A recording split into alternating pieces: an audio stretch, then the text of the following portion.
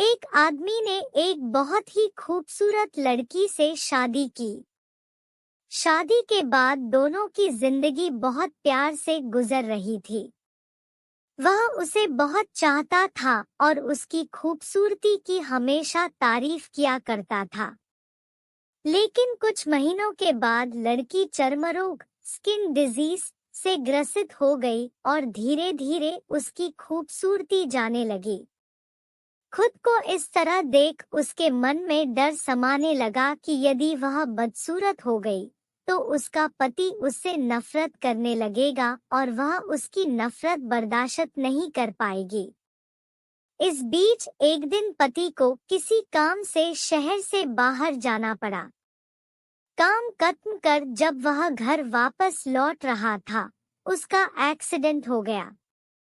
Accident में उसने अपनी दोनों आंखें खो दी। लेकिन इसके बावजूद भी उन दोनों की जिंदगी सामान्य तरीके से आगे बढ़ती रही। समय गुजरता रहा और अपने चर्मरोग के कारण लड़की ने अपनी खूबसूरती पूरी तरह गंवा दी।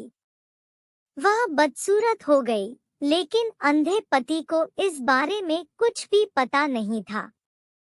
इसलिए इसका उनके खुशहाल विवाहित जीवन पर कोई प्रभाव नहीं पड़ा। वह उसे उसी तरह प्यार करता रहा। एक दिन उस लड़की की मौत हो गई।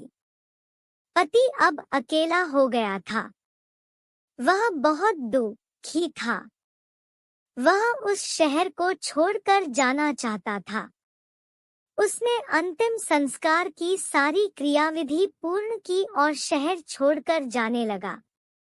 तभी एक आदमी ने पीछे से उसे पुकारा और पास आकर कहा, अब तुम बिना सहारे के अकेले कैसे चल पाओगे?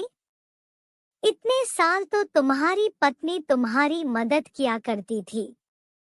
पति ने जवाब दिया, दोस्त, मैं अंधा नहीं हूँ। मैं बस अंधा होने का नाटक कर रहा था, क्योंकि यदि मेरी पत्नी को पता चल जाता कि मैं उसकी बदसूरती देख सकता हूँ, तो यह उसे उसके रोग से ज्यादा दर्द देता। इसलिए मैंने इतने साल अंधे होने का दिखावा किया। वह बहुत अच्छी पत्नी थी। मैं बस उसे खुश रखना चाहता था।